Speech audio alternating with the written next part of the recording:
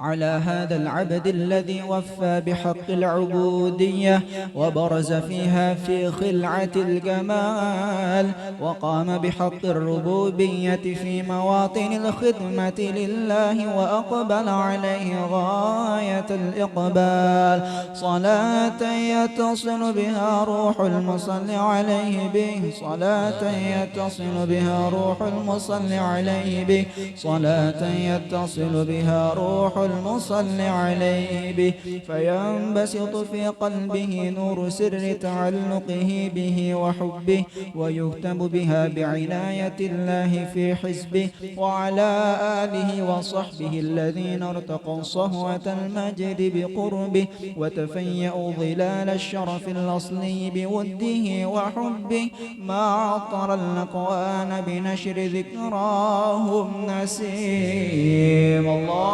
اللهم صل وسلم أشرف الصلاة وتسليم على سيدنا ونبينا محمد الرؤوف الرحيم. اللهم صل وسلم وبارك عليه وعلى آله. أكاد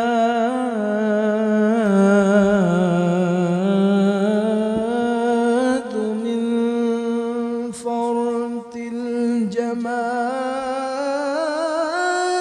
أذوب، هل يا حبيب في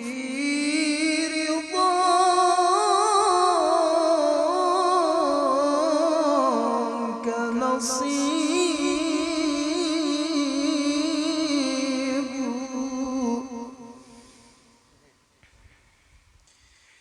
إني الأسير بحبي فيك في شرع الهوى، فارحم قلوبنا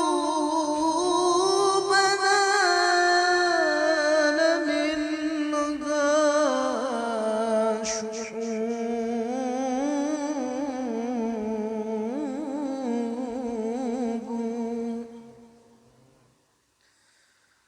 شاقني وجدي وحبك مطلب،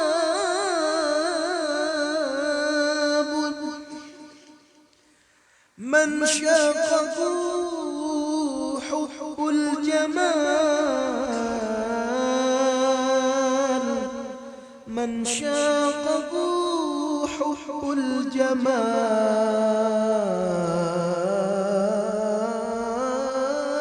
الجمال يصيب، إني الفقير إليك عبد في رضاكم، عطفا علي فإنني المجروب، أهيم في لقياه، أقيم في لقياه، كيف وصاله، هل يا ترى يرضى كل عيوب، متطاول أنا في ادعاء بحبه، متطاول أنا في ادعاء بحبه، والحب يأتي يسوقه المطلوب، المسك فاح المسك فاح لما ذكرنا رسول الله، النور لاح النور لا لما حضر حضرنا بزهراء المسك فاحل مسك فاحضرنا رسول الله والنور لاح النور لاح حضرنا بزهراء أشكي لي من وجدي وحالي وأقول لمين النبي غالي أشكي لي من وجدي وحالي وأقول لمين النبي غالي اللي غير أحوالي غير الغرام في رسول الله المسك فاحل مسك فاحل لما ذكرنا رسول الله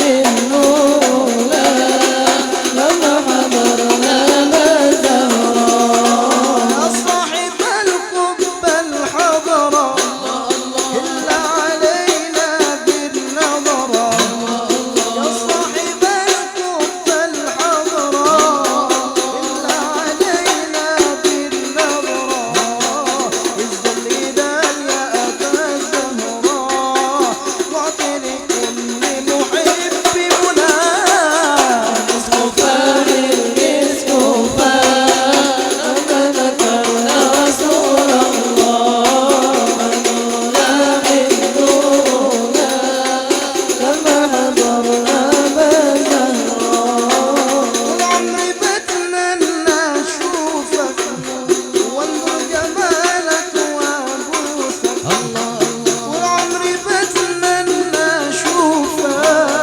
وانظر جمالك وأبوسك صبرت نفسي بأحاديثك وأقول لك كنت في ليل أراك مسك فاحل مسك فاحل لما ذكرنا رسول الله لاح النور لما حضرنا بزهراء اللهم صل وسلم وبارك عليه وعلى آله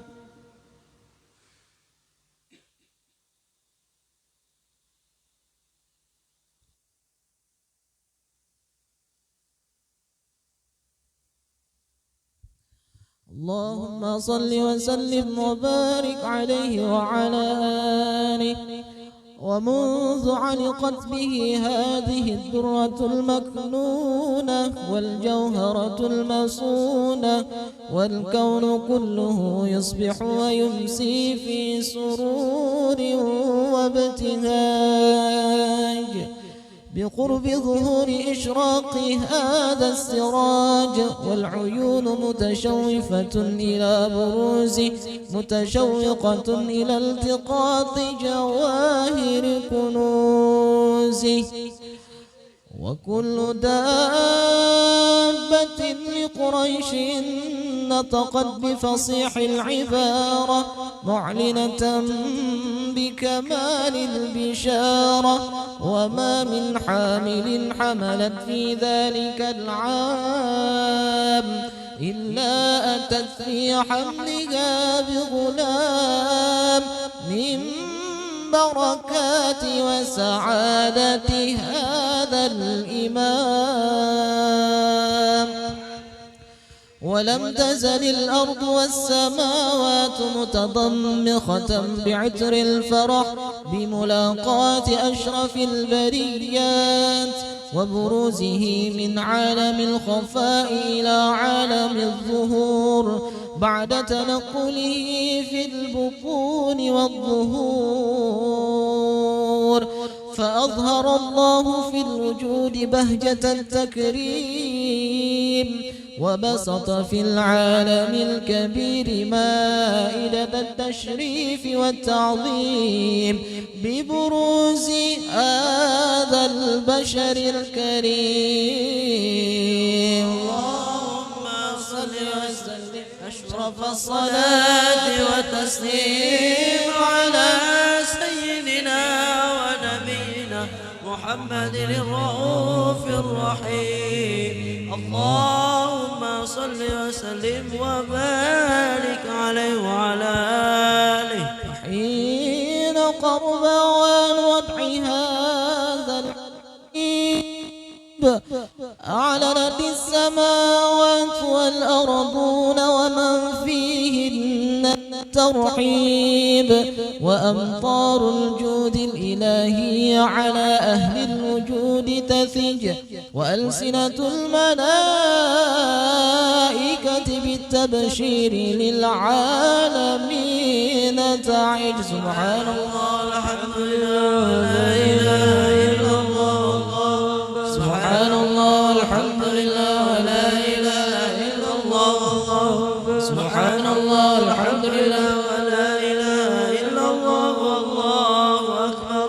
والقدرة كشفت قناع هذا المستور ليبقى نوره كاملا في عالم الظهور نورا فاق كل نور وأنفذ الحق حكمه على من أتم الله عليه النعمة من خواص الأمة أن يحضر عند وضعه أمة تأنيسا لجناب المسعود ومشاركة لها في هذا السماط الممدود.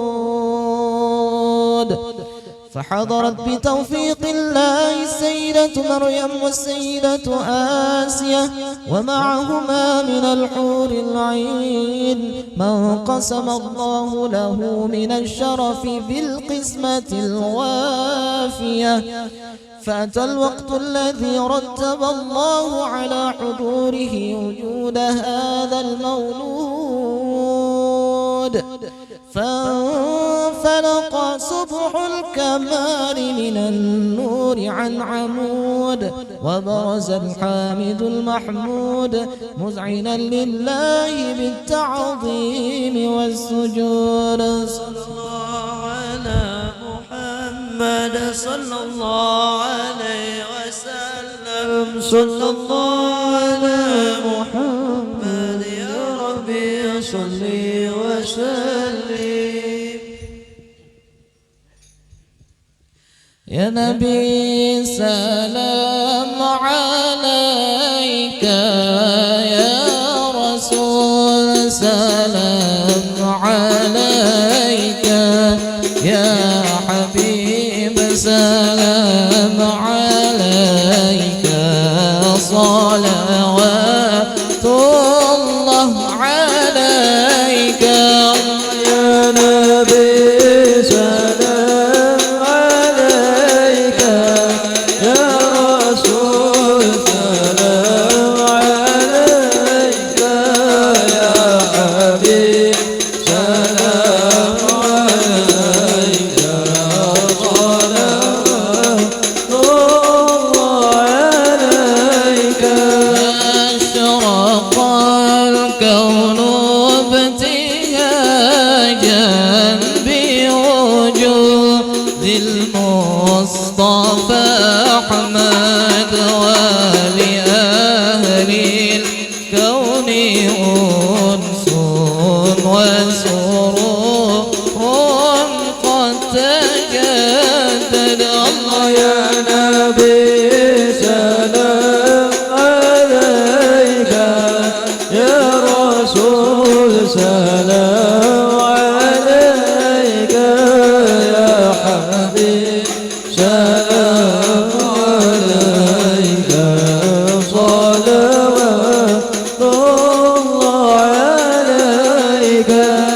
ولنا البشرى بسعد مستمر ليس ينفد حيث أوتينا عطاء جمع الفخر المؤبد.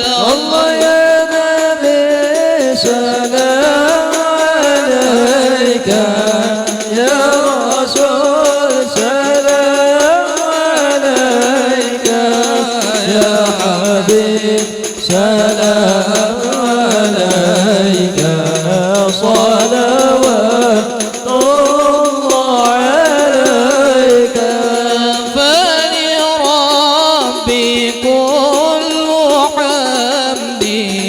جل أن يحصره العاد إذ حبانا بوجود المصطفى الهادي محمد. الله يا نبي سلام عليك يا رسول سلام عليك يا حبيب سلام عليك صلوات الله عليك.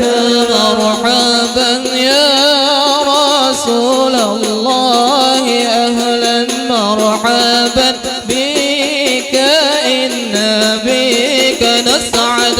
مرحبا مرحبا يا نور عيني مرحبا مرحبا يا حسيني. مرحبا وبجاهه يا إلهي مرحبا جود وبلغ كل مقصد. مرحبا مرحبا يا نور عيني مرحبا مرحبا جد حسيني. مرحبا واهدنا نهج سبيلي مرحبا كي به نسعد ونرشد. مرحبا مرحبا يا نور عيني مرحبا مرحبا جد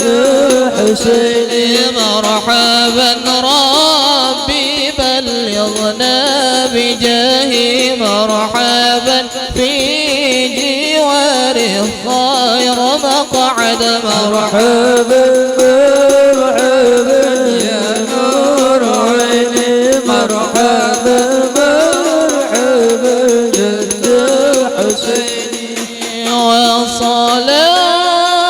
وصلاة الله تغشى أشرف الرسل محمد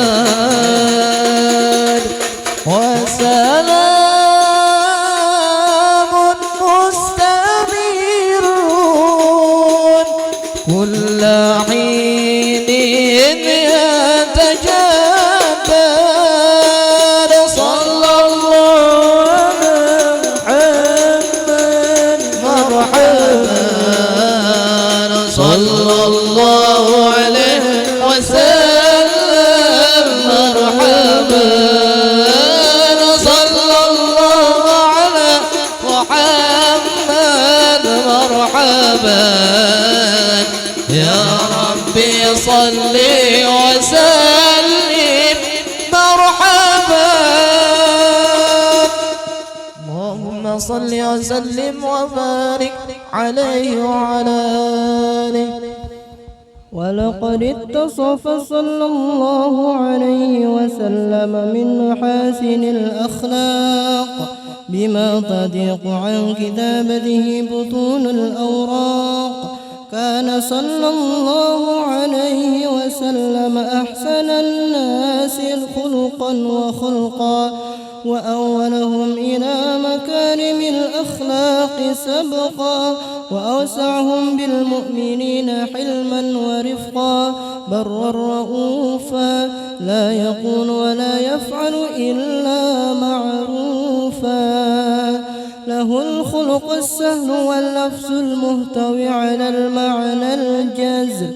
إذا دعاه المسكين أجابه إجابة معجلة وهو الأب الشفيف الرحيم باليتيم والأرملة. وله مع سهولة أخلاقه الهيبة القوية التي ترتعد منها فرائس الأقوياء من البرية.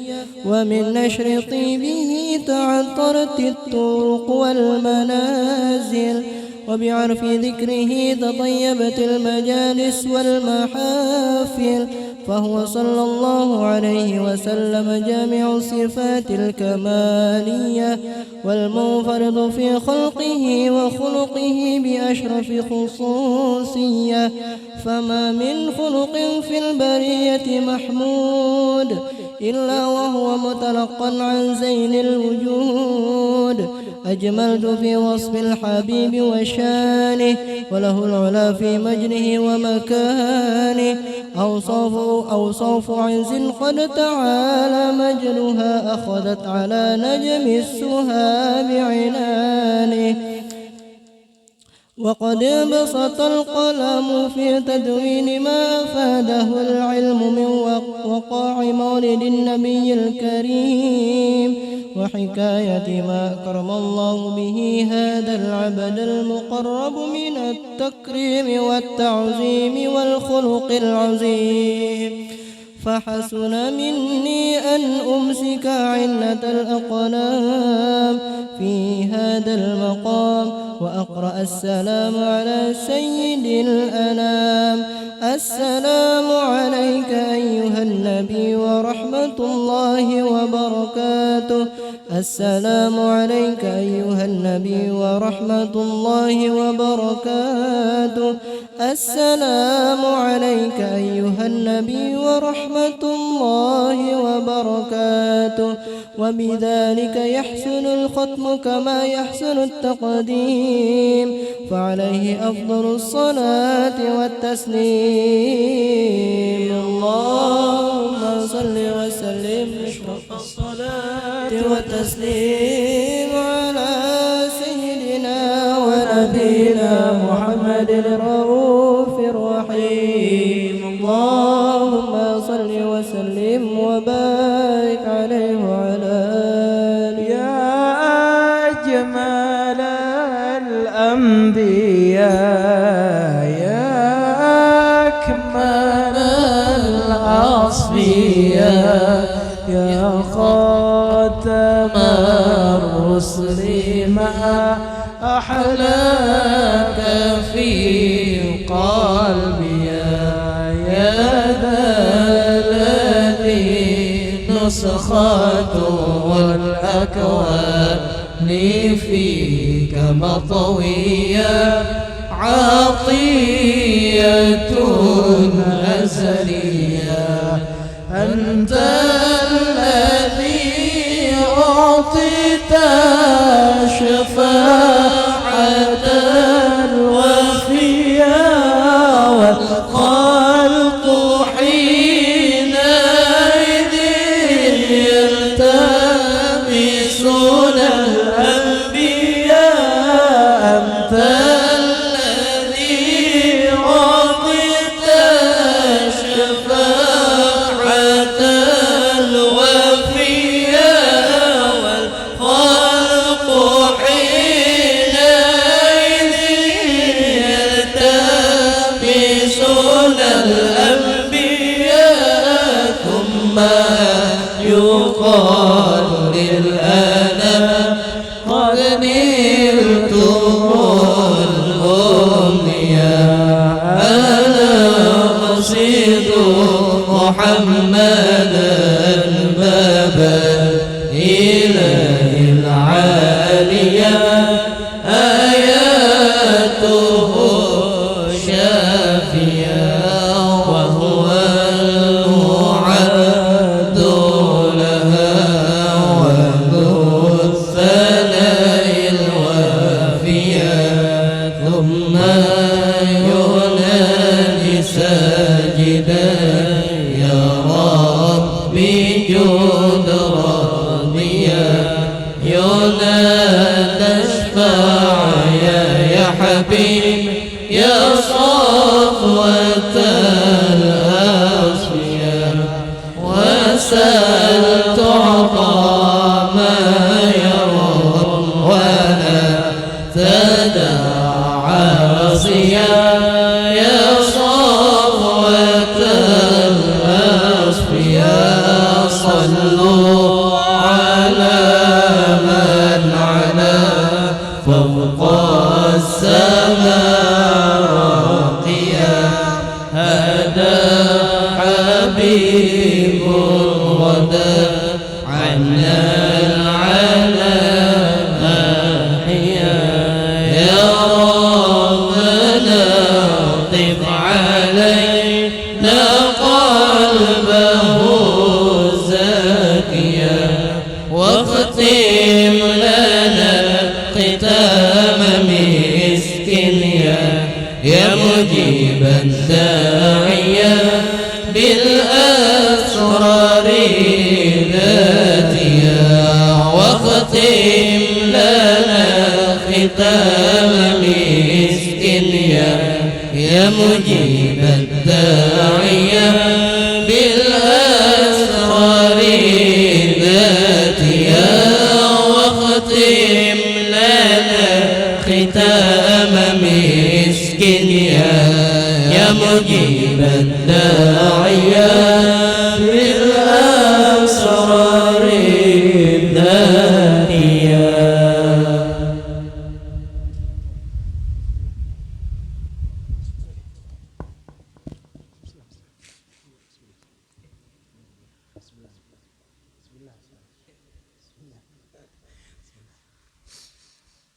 ولما نظم الفكر من ضرار الأصاف المحمدية عقودا توجهت إلى الله متوسلا بسيدي وحبيبي محمد صلى الله عليه وسلم أن يجعل السعي فيه مشكورا وفعلي فيه محمودا وأن يكتب عملي في العمل المقبول وتوجهي في توجهات الخالصة والصلة الموصولة. اللهم يا من إليه تتوجه الآمال فتعود ظافرا وعلى باب عزته تحت الرحال فتغشى منه في يوضات الغامرة. نتوجه إليك بأشرف الوسائل إليك سيد المرسلين عبدك الصادق الأمين سيدنا محمد الذي عمت رسالته الأعلمين أن تصلي وتسلم على تلك الذات الكاملة مستودعي أمانتك وحافظ سرك وحامل رواية دعوتك الشاملة الذي الأكبر المحبوب لكم مخصص بشرف الأفخار في كل موطن موت القرب وظهر القاسم عن ذلك في عبادك وساقيك وشرشادك لأهل ودادك سيد الكونين وأشرف الثاقل العبد الحكم الخالص المخصوص منك بأجل الخصائص. اللهم صل وسلم عليه وعلى آله وأصحابه آل حضراتك ترابي من حبابه. اللهم إنا نقدم إليك جهاد النبي الكريم نتوسل إليك بشرف مقام العظيم أن تلاحظنا في حركاتنا وسكناتنا بعين عنايتك وأن تحفظنا في جميع أطوارنا وتقلباتنا بجميع رعايتك وحصين وقايتك وأن تبلغنا من شرف القرب إليك وإلى هذا الحبيب غاية آمالنا وتقبل منا ما تحركنا فيه من نياتنا وعملنا. تجعلنا في حضرة هذا الحبيب من الحاضرين في ضرائق اتباعه من السالكين وحقك وحقي من المؤدين ولعهدك من الحافظين. اللهم إنا لنا أطمع في رحمتك الخاصة فلا تحرمنا وظنونا جميلة هي وسيلتنا إليك فلا تخيبنا. آمنا بك وبرسولك وما جاء به من الدين توجهنا بإليك مستشفعين أن تقابل المذنب منا بالغفران أن تقابل المذنب منا بالغفران أن تقابل المذنب منا بالغفران والمسيء بالإحسان والسائل بما سأل والمؤمل بما أمل عنا وأن تجعلنا من نصر هذا الحبيب ووازره وله وظهر وعم بركته وشرف وجهته أولادنا ووالدينا وأهل قطرنا ووادنا جميع المسلمات منهم في جميع الجهات وعدم راية الدين لقام في جميع الأقطار منشورة وعلم الإسلام الإيمان بأهلها معمورا معنا وصل شف اللهم كربة المقروب واقضي دين المدينين واغفر للمذنبين تقبل توبة التائبين وانشر رحمتك على عبادك من أجمعين في شر المعتدين والظالمين وبسط العدل بولاة الحق في جميع النواحي والأقطار وأيدهم بتأييد من عندك ونصر على المعاندين من المنافقين والكفار. جعلنا يا رب الحسن الحسن مع البلايا جعلنا يا رب الحسن الحسن مع البلايا وجعلنا يا رب الحسن الحسن مع البلايا الحرز المكين من الخطايا ودمنا في العمل بطاعتك والصدق في خدمتك قائمين وإذا توفيتنا فتوفنا مسلمين واختمنا بخير أجمعين. صل وسلم على هذا الحبيب المحبوب لأجسام الروح والقلوب على أهله وصحبه ومن إليه منسوب وآخر دعوانا أن الحمد لله رب العالمين.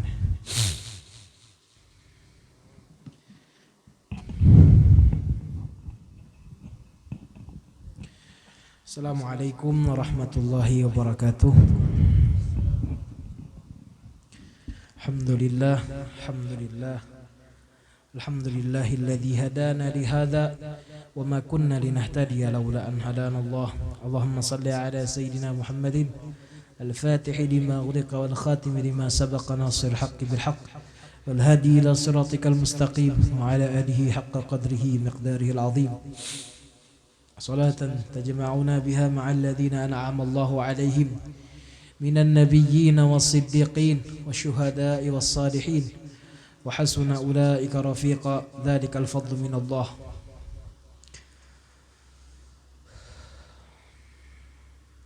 Amma ba'du. Alhamdulillah, segala puji bagi Allah Subhanahu wa taala yang tiada hentinya memberikan kepada kita berbagai macam limpahan nikmat dan karunia-Nya. Salawat dan salam selalu tercurah dan terlimpah kepada Sayyidul Wujud wa Qiblatus Syuhud, baginda Sayyiduna Muhammad sallallahu alaihi wasallam beserta seluruh keluarga, para sahabat, para pengikut beliau hingga hari kiamat. Dan kita alhamdulillah pada malam hari ini, walaupun di tengah musibah yang melanda benua kita, alhamdulillah kita tetap bisa berkumpul. Mudah-mudahan musibah banjir ini atau air pasang ini atau apapun namanya, Allah Ta'ala angkat dari bumi kita, bumi Kalimantan pada khususnya dan Indonesia pada umumnya, amin ya rabbal alamin. Melanjutkan pembicaraan tentang baginda Rasulullah sallallahu alaihi wasallam. Insyaallah kita pada malam hari ini akan membicarakan tentang baginda Rasulullah sallallahu alaihi wasallam. Beliau pernah ketika sudah mulai beranjak remaja, beliau diajak oleh paman beliau untuk pergi ke daerah Syam, yang mana di Syam tersebut tujuannya untuk berdagang ataupun berniaga. Kurang lebih ketika itu umur baginda Rasulullah sallallahu alaihi wasallam sekitar 12 tahun.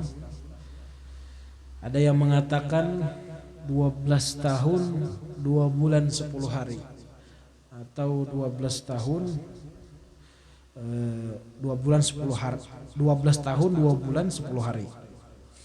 Beliau berangkat menuju Syam bersama paman beliau. Paman beliau ini adalah salah satu pembesar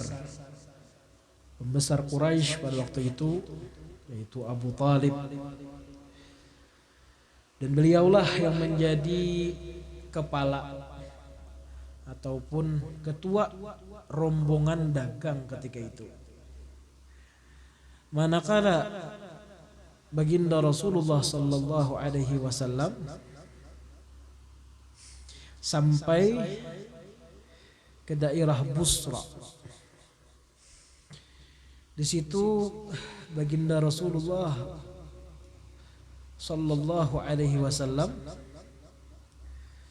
dipertemukan Allah Subhanahu wa taala dengan salah seorang pendeta yang bergelar Buhaira.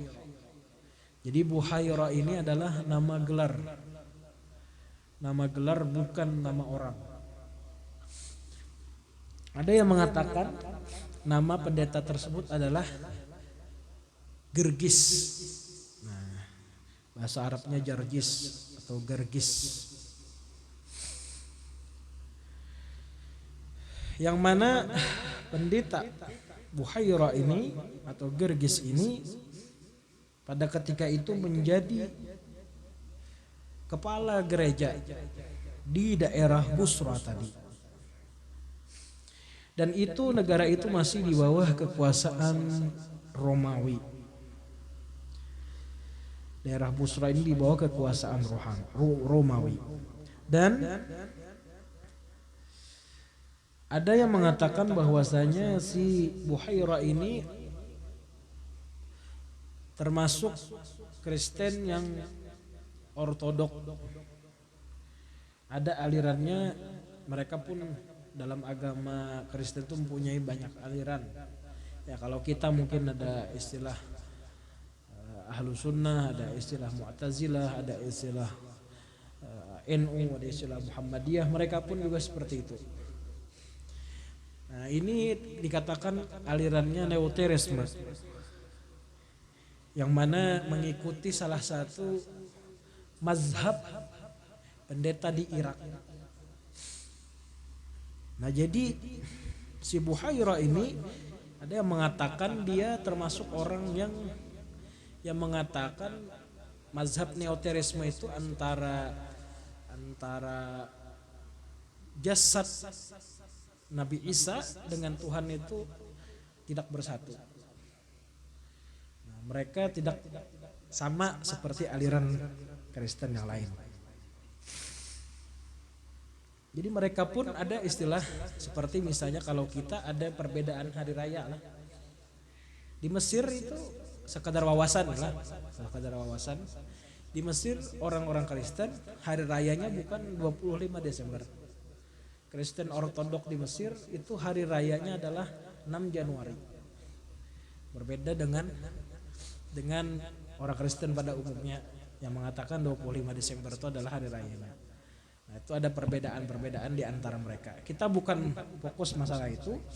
Tapi yang jelas Buhairah ini ketika bertemu baginda Rasulullah Sallallahu Alaihi Wasallam di daerah Busra,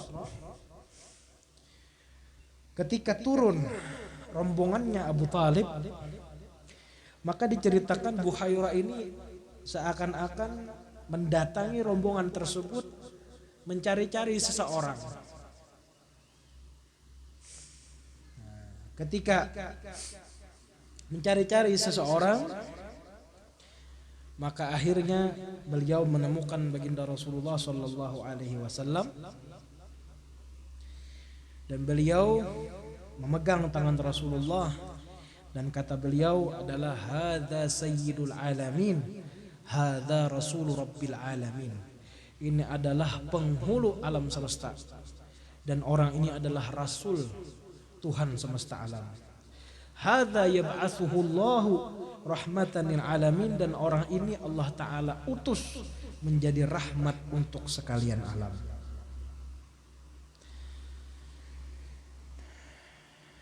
Diceritakan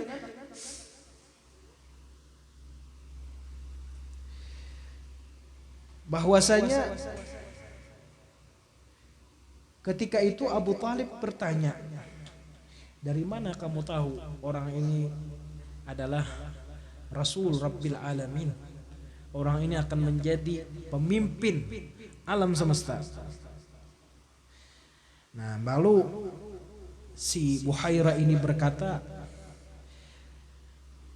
kata Buhairah, saya melihat ketika kalian sudah mendekati dengan daerah ini, maka tidak ada satupun batu dan pepohonan kecuali sujud. Dan kata Buhairah, dan mereka tidak sujud kecuali kepada seorang nabi.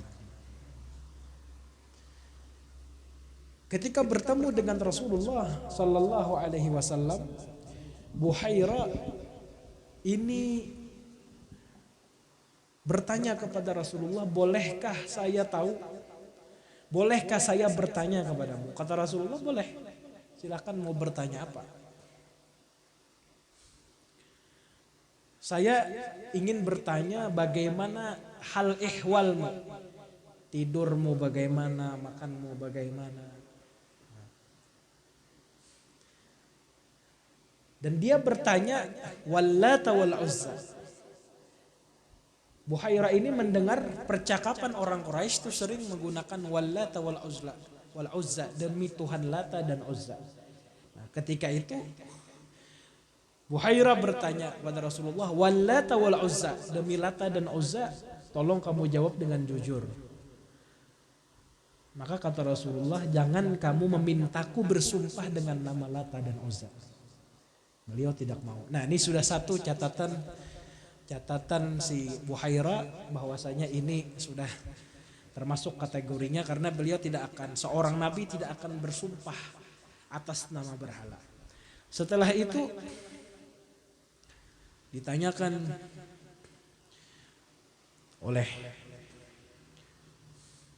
si Buhairah bagaimana keadaan Rasulullah, bagaimana kehidupannya Rasulullah, sehingga akhirnya berkesimpulan menambah yakin bahwasanya ini adalah nabi yang akan diutus di akhir zaman.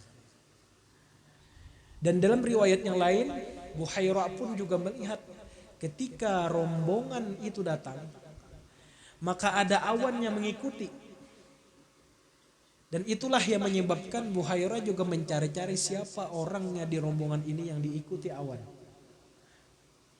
Nah, ketika bertanya-tanya dengan Rasulullah, akhirnya beliau memberi kesimpulan, inilah yang akan menjadi nabi di akhir zaman. Dan ketika itu Abu Hurairah sempat bertanya kepada Abu Talib. Ini siapa? Orang ini siapa? Kata Abu Talib, ini anakku. Bukan, kata Abu Hurairah. Ini dia bukan anakmu. Karena aku tahu nabi yang akan diutus di akhir zaman, dia adalah seorang anak yatim. Setelah itu Abu Talib pun mengakui bahwasanya Rasulullah ini adalah anak dari saudara Sidin. Dan abahnya pun sudah meninggal dunia, yaitu bernama Abdullah. Pas berbagai macam kriteria yang ditunggu-tunggu.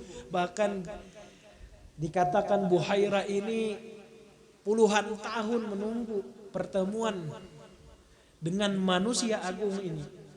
Setiap kali ada kafilah dagang itu selalu melihat-lihat, selalu mengintai-ngintai siapa ada orang yang mendapat kriteria seperti yang telah tertulis di dalam kitab-kitab mereka.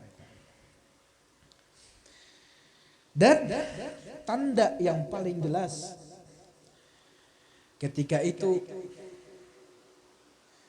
Buhairah melihat punggungnya baginda Rasulullah.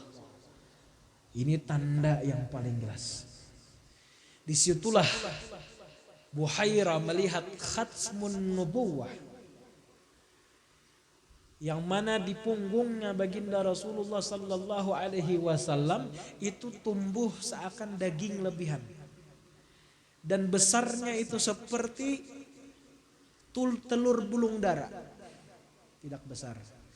Tulisannya adalah Allah wahdahu la syarikalah Muhammadur Rasulullah tawajjah haitsu syi'ta fa innaka mansur. Nah, seperti yang tertulis sering-sering di rumah-rumah, sering kita lihat di rumah-rumah, segitiga Allah wahdahu la syarikalah Muhammadur Rasulullah, sebelah kanannya tulisannya tawajjah haitsu syi'ta, sebelah kiri tulisannya fa innaka mansur. Ini adalah khatmun nubuwah yang tertulis di punggungnya baginda Rasulullah sallallahu alaihi wasallam. Ketika itu tambah yakinlah Buhairah bahwasanya inilah manusia yang dijanjikan di dalam Alkitab mereka, sebagaimana yang telah dikatakan di dalam Al-Qur'an, alladzina atainahumul kitaba ya'rifunahu kama ya'rifuna abna'ahum. Sesungguhnya mereka-mereka ahlul kitab, mereka-mereka yang diberikan kitab, baik kitab Taurat ataupun kitab Injil, mengetahui baginda Rasulullah, mengetahui manusia yang akan diutus di akhir zaman. Dalam istilah mereka itu Mesias. Sebagaimana mereka mengenali tanda-tandanya tersebut seperti mengenali tanda anak-anak mereka.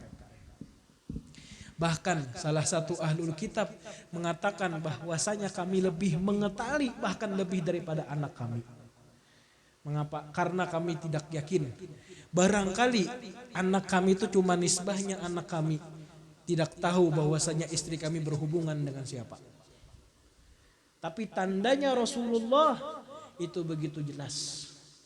Begitu jelas seperti yang disebutkan oleh Buhairah dalam peristiwa ini. Setelah itu kata Buhaira, kami sungguh mengetahui, wa inna najiduhu fi kutubina, kami mendapatkan kriteria tanda-tanda orang ini adalah orang besar, orang ini adalah nabi akhir zaman sebagaimana terdapat di dalam kitab-kitab kami. Kemudian Buhaira menjamu rombongan Quraisy tadi. Lalu kata Buhaira meminta kepada Abu Talib agar mengembalikan Rasulullah sallallahu alaihi wasallam ke Mekah karena takut jika ada orang Romawi yang tahu, orang Yahudi yang tahu, maka akan membunuh baginda Rasulullah. Maka akhirnya dikirimlah Rasulullah oleh Abu Talib bersama salah satu khadim sidin untuk kembali ke Mekah Al-Mukarramah. Khatmun Nubuwah ini pernah juga disaksikan oleh Sayyiduna Salman Al-Farisi. Yang mana Sayyiduna Salman Al-Farisi ini juga seorang ahlul kitab. Suatu hari Sayyiduna Salman Al-Farisi mendatangi baginda Rasulullah, dan ketika itu Sayyiduna Salman masih belum berislam. Datang kepada Rasulullah sallallahu alaihi wasallam membawakan hadiah, membawakan sedekah, makanan. Walhasil ketika datang kepada Rasulullah, Rasulullah bertanya, ini apa? Lalu kata Salman Al-Farisi, ini adalah sedekah. Kata Rasulullah, ma akalna sedekah, kami tidak memakan sedekah. Setelah itu Sayyiduna Salman keesokan harinya datang lagi kepada Rasulullah, dan ketika baginda Rasulullah, beliau melepaskan selendang beliau, terlihatlah di punggung beliau khatmun nubuwah. Disinilah Sayyiduna Salman menyatakan dirinya siap masuk Islam, karena kata Sayyiduna Salman, aku mengetahui bahwasanya ciri, bahwasanya alamat kriteria Nabi akhir zaman yang tertulis di dalam kitab kami itu dia tidak menerima sedekah, dan dia terdapat di dalam punggungnya khatmun nubuwah. Nah, khatmun nubuwah ini barakahnya luar biasa. Di antaranya orang yang memandang khatmun nubuwah ini insya Allah akan diamankan oleh Allah Subhanahu wa taala. Nah, makanya bagus kalau diletakkan di rumah, tabarrukan, mengambil berkat dengan baginda Rasulullah. Ketika kita melihat tulisan itu, kita ingat dengan baginda Rasulullah sallallahu alaihi wasallam. Dan ketika perjalanan ke Syam ini, Rasulullah beliau juga dihikayatkan singgah di sebuah pohon, nang mana sekarang pohon tersebut dijadikan Yordania sebagai situs nasional. Jadi setelah diteliti, ternyata pohon yang ada di padang Sahara di daerah Yordania itu adalah pohon yang pernah disinggahi baginda Rasulullah dan disandari baginda Rasulullah. Pohonnya itu rendah. Ada banyak ulama yang datang ke situ, termasuk Habib Umar bin Hafiz juga pernah datang ke situ. Nah, coba lihat kita foto-fotonya itu di internet, mudah aja kita lihat. Lihat di YouTube, lihat di Google, ada pohonnya itu. Pohonnya rendah tapi daunnya rindang. Dan sampai hari ini pohon tersebut hidup. Tentunya dengan berkat disandari baginda Rasulullah. Maka di tengah padang Sahara tidak ada sumber air. Hidup sampai hari ini. Makanya ini dinamakan dengan Syajaratus Sahabah. Pohon yang seperti sahabat Nabi sallallahu alaihi wasallam. Mudah-mudahan suatu saat kita bisa berkunjung ke pohon itu, mengambil berkat. Baginda Rasulullah pernah bersandar di pohon itu, dan pohonnya itu di kandang orang. Rapi, sudah jadi situs nasional sudah. Insyaallah mudah-mudahan kita ziarah ke Yordania.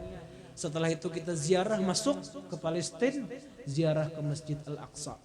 Karena Masjid Al-Aqsa itu salah satu yang diizinkan untuk merawatnya adalah pemerintah Yordania.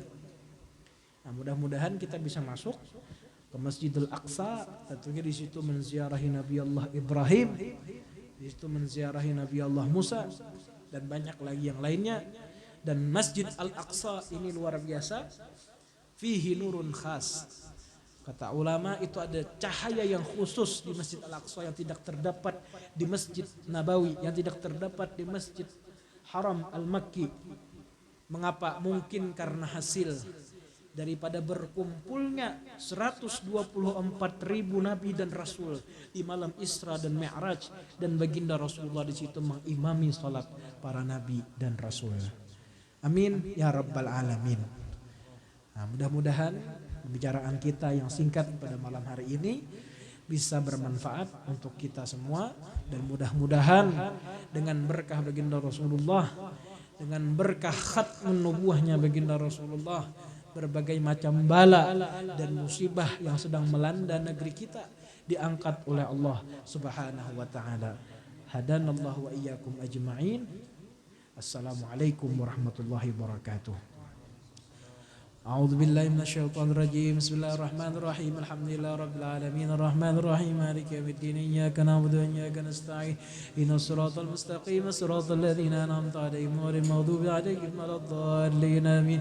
بسم الله الرحمن الرحيم. الحمد لله رب العالمين الرحمن الرحيم مالك يوم الدين إياك نعبد وإياك نستعين اهدنا الصراط المستقيم صراط الذين أنعمت عليهم غير المغضوب عليهم ولا الضالين آمين. بسم الله الرحمن الرحيم. الحمد لله رب العالمين الرحمن الرحيم مالك يوم الدين إياك نعبد وإياك نستعين اهدنا الصراط المستقيم صراط الذين أنعمت عليهم غير المغضوب عليهم ولا الضالين آمين. بسم الله الرحمن الرحيم. الحمد لله رب العالمين الرحمن الرحيم مالك يوم الدين إياك نعبد وإياك نستعين اهدنا الصراط المستقيم صراط الذين أنعمت عليهم غير المغضوب عليهم ولا الضالين آمين. بسم الله الرحمن الرحيم. الحمد لله رب العالمين الرحمن الرحيم مالك يوم الدين إياك نعبد وإياك نستعين اهدنا الصراط المستقيم صراط الذين أنعمت عليهم غير المغضوب عليهم ولا الضالين آمين. بسم الله الرحمن الرحيم. الحمد لله رب العالمين الرحمن الرحيم مالك يوم الدين إياك نعبد وإياك نستعين اهدنا الصراط المستقيم صراط الذين أنعمت عليهم غير المغضوب عليهم ولا الضالين آمين. بسم الله الرحمن الرحيم. الحمد لله رب العالمين الرحمن الرحيم مالك يوم الدين إياك نعبد وإياك نستعين اهدنا الصراط المستقيم صراط الذين أنعمت عليهم غير المغضوب عليهم ولا الضالين آمين. بسم الله الرحمن الرحيم. الحمد لله رب العالمين الرحمن الرحيم مالك يوم الدين إياك نعبد وإياك نستعين اهدنا الصراط المستقيم صراط الذين أنعمت عليهم غير المغضوب عليهم ولا الضالين. بسم الله الرحمن الرحيم. الحمد لله رب العالمين الرحمن الرحيم مالك يوم الدين إياك نعبد وإياك نستعين اهدنا الصراط المستقيم صراط الذين أنعمت عليهم غير المغضوب عليهم ولا الضالين آمين. بسم الله الرحمن الرحيم. الحمد لله رب العالمين الرحمن الرحيم مالك يوم الدين إياك نعبد وإياك نستعين اهدنا الصراط المستقيم صراط الذين أنعمت عليهم غير المغضوب عليهم ولا الضالين آمين. بسم الله الرحمن الرحيم. الحمد لله رب العالمين الرحمن الرحيم مالك يوم الدين إياك نعبد وإياك نستعين اهدنا الصراط المستقيم صراط الذين أنعمت عليهم غير المغضوب عليهم ولا الضالين آمين. اللهم صل على سيدنا محمد الفاتح لما أغلق والخاتم لما سبق ناصرك بالحق والهادي إلى صراطك المستقيم وعلى آله قدره من ذره العظيم. اللهم صل على سيدنا محمد الفاتح لما أغلق والخاتم لما سبق ناصرك بالحق والهادي إلى صراطك المستقيم وعلى آله قدره من ذره العظيم. اللهم صل على سيدنا محمد الفاتح لما أغلق والخاتم لما سبق ناصرك بالحق والهادي إلى صراطك المستقيم وعلى آله قدره من ذره العظيم. اللهم صل على سيدنا محمد الفاتح لما أغلق والخاتم لما سبق ناصرك بالحق والهادي إلى صراطك المستقيم وعلى آله قدره من ذره العظيم. اللهم صل على سيدنا محمد الفاتح لما أغلق والخاتم لما سبق ناصرك بالحق والهادي إلى صراطك المستقيم وعلى آله قدره من ذره العظيم. اللهم صل على سيدنا محمد الفاتح لما أغلق والخاتم لما سبق ناصرك بالحق والهادي إلى صراطك المستقيم وعلى آله قدره من ذره العظيم. اللهم صل على سيدنا محمد الفاتح لما أغلق والخاتم لما سبق ناصرك بالحق والهادي إلى صراطك المستقيم وعلى آله قدره من ذره العظيم.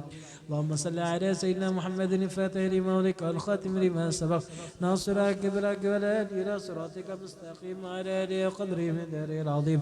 اللهم صل على سيدنا محمد الفاتح لما أغلق والخاتم لما سبق ناصر كبرك والهادي إلى صراطك المستقيم وعلى آله قدره من داره العظيم. اللهم صل على سيدنا محمد الفاتح لما أغلق والخاتم لما سبق ناصر الحق بالحق والهادي إلى صراطك المستقيم وعلى آله قدره من داره العظيم. اللهم صل على سيدنا محمد الفاتح لما أغلق والخاتم لما سبق ناصر الحق بالحق والهادي إلى صراطك المستقيم وعلى آله قدره من داره العظيم. آمين يا الله رب العالمين. بسم الله الرحمن الرحيم. الحمد لله رب العالمين. اللهم صل على سيدنا محمد الفاتح لما أغلق والخاتم لما سبق ناصر الحق بالحق والهادي إلى صراطك المستقيم وعلى آله قدره من داره العظيم. اللهم بلغ وتقبل واجعل ثم قرأنا من سورة الفاتحة وصلاة الفاتحة لما أغلق وغير من خيرات هدية بالغة ورحمة نازلة بركة شاملة نقدمها ونهديها إلى حضرة نبينا محمد صلى الله عليه وسلم ثم الأرواح آبائه وإخوانه من الأنبياء والمرسلين صلوات الله وسلامه عليهم أجمعين ثم أرواح علماء العاملين والفقهاء المحدثين والقراء المفسرين ثم أرواح من ضاجع ما قرب من أموات المسلمين سمات كافة عامة من لهم زير ولا زير لهم ثم من أرواح آبائنا ولأماتنا ولأخواتنا ولأخواتنا لزوجة لأجدادنا ولجداتنا ولجميع مشايخنا ولمن أحب وأحسن إلينا ولمن أوصانا وصينا بالدعاء ولجميع المسلمين والمسلمات اللهم اجعل قبورهم روضة من رياض الجنة. اللهم اجعل قبورهم روضة من رياض الجنة. اللهم اجعل قبورهم روضة من رياض الجنة. ربنا تقبل منا إنك أنت السميع العليم تب علينا إنك أنت التواب الرحيم. اللهم اجعل آخر كلامنا عند انتهاء آجالنا قول لا إله إلا الله محمد رسول الله. ربنا هب لنا من أزواجنا ذريتنا قرة أعين واجعلنا المتقين إماما. ربنا آتنا في الدنيا حسنة في الآخرة حسنة وقنا عذاب النار. بفضل بسم الله الرحمن الرحيم. الحمد لله رب العالمين الرحمن الرحيم مالك يوم الدين إياك نعبد وإياك نستعين إن الصراط المستقيم صراط الذين أنعمت عليهم غير المغضوب عليهم ولا الضالين آمين. اللهم صل على سيدنا محمد الفاتح لما أغلق والخاتم لما سبق ناصر الحق بالحق والهادي إلى صراطك المستقيم وعلى آله وقدره من داره العظيم. سبحان ربك رب العزة عما يصفون وسلام على المرسلين الحمد لله رب العالمين. قبل الله منكم.